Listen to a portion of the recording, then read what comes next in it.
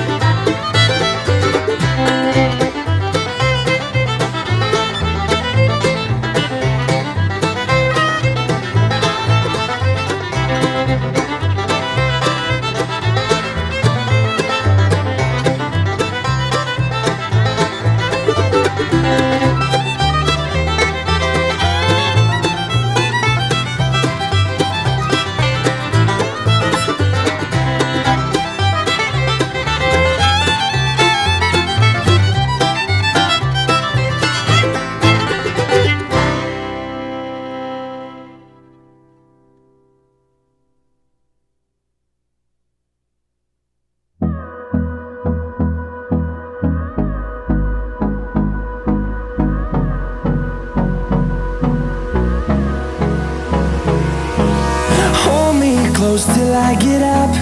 Time is barely on our side. I don't wanna waste what's left. The storms we chase are leading us, and love is all we'll ever trust. Yeah, no, I don't wanna waste what's left. And on we'll go, through the wastelands, through the highways, till my shadow turns to sun rays. And on we'll go, through the wastelands, through the highways, and on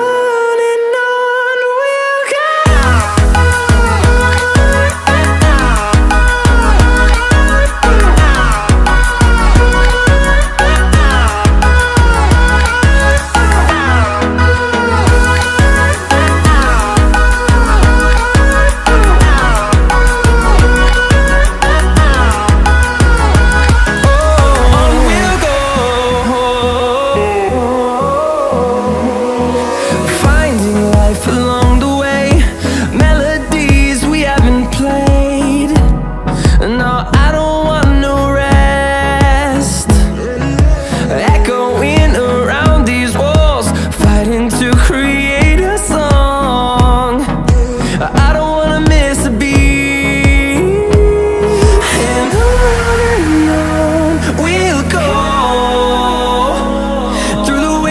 Through the highways, till my shadow turns to sun rays. And on we'll go, through the wastelands, through the highways, and on we'll go.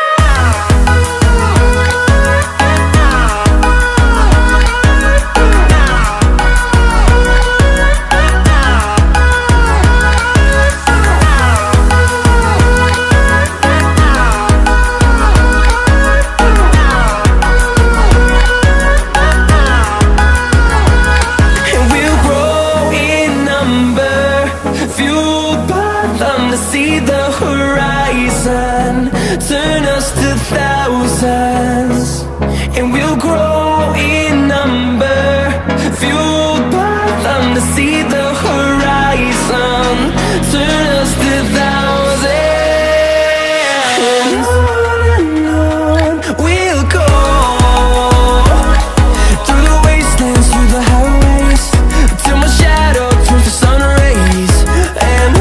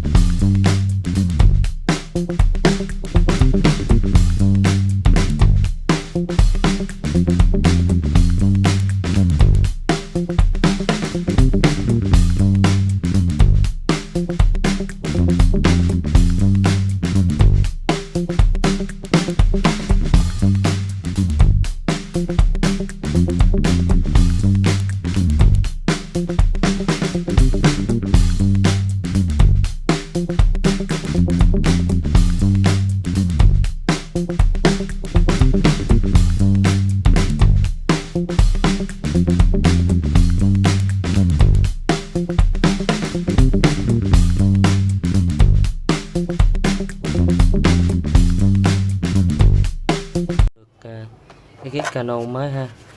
Mình làm cái ghép này để chuẩn bị làm cho chiếc cano V4 của mình.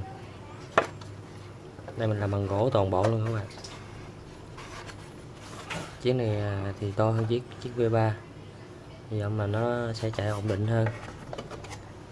Mình dùng cái motor 1500 kW này, 6T. Nếu các bạn thấy hay á, thì hãy đăng ký kênh và ấn vào biểu tượng chuông để theo dõi video kế tiếp của mình nha. Video mới mình sẽ làm mình gáp cho nó chạy luôn, test thử luôn. Các bạn nhớ đăng ký kênh để theo dõi video mới nhất của mình nha. Rồi, cảm ơn các bạn.